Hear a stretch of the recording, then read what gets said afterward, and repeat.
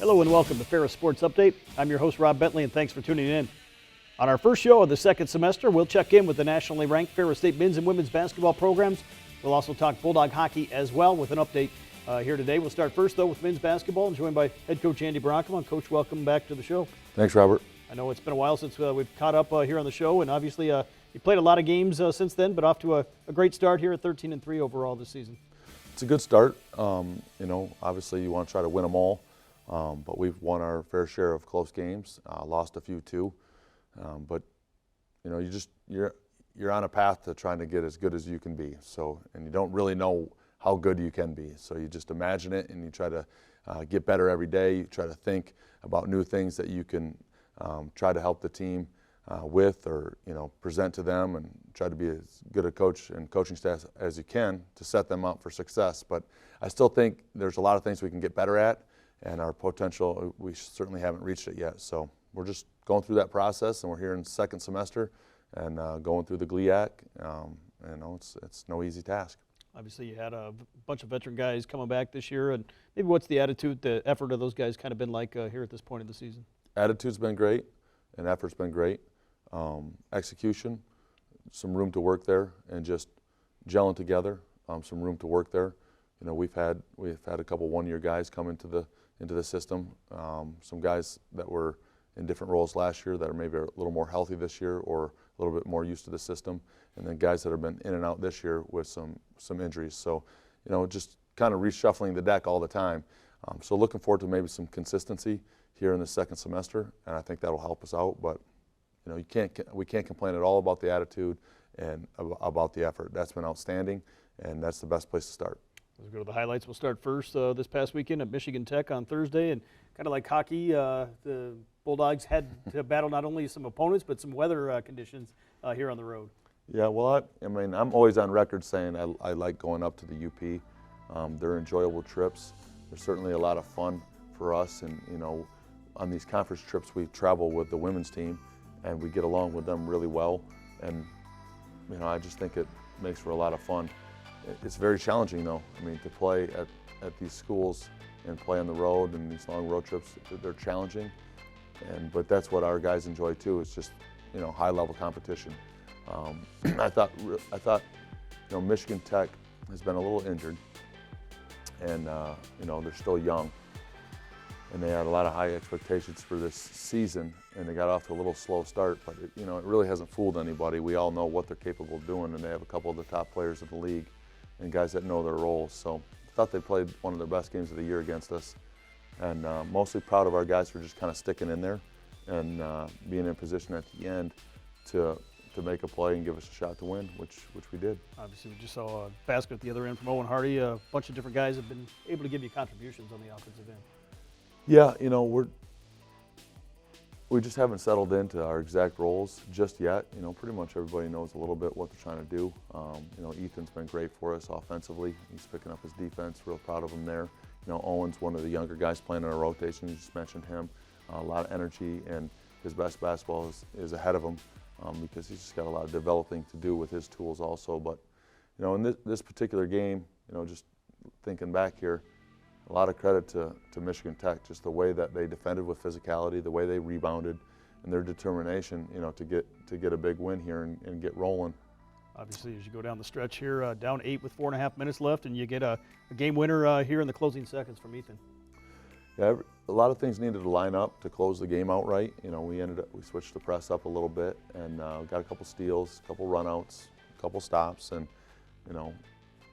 we even had a little margin for error there. Delapo had a nice three that went in and out, and I thought that at the time when it missed, I thought that was going to be maybe the end of us. But we found another way to do it, and Ethan made a huge shot. He's got that capability to make those shots, and really proud of him. And it was a great moment for him. So, and we needed the win. Obviously, you celebrate that win for just a little bit, but right back to work. You knew you had another quality opponent in Northern Michigan on Saturday.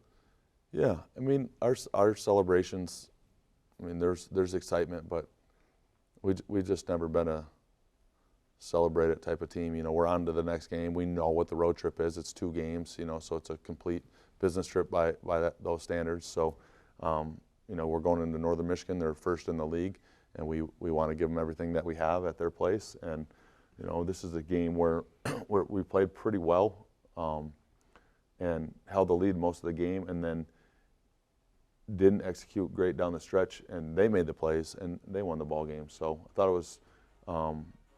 I'm impressed with Northern Michigan's team. I think they're really talented, and they stay in their system, well coached. And these are the games that you want to play. These are the games that you look forward to playing in. This high-level Division II basketball, and our guys rose to the challenge a lot of the night.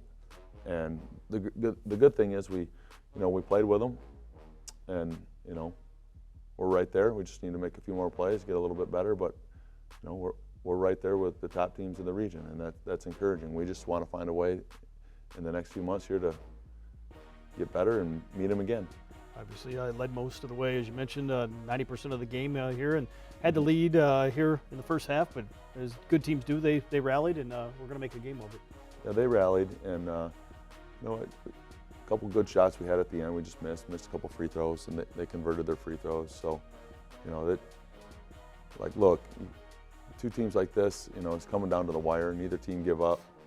You know, the game before, we both hit game winners. You know, so we both easily could have lost the game before. You know, Ethan misses that shot, and Max misses the shot he banked in against Lake State. We're both coming off of losses. So that's the GLIAC, right? I mean, anybody can beat anybody, and you have to be better that night.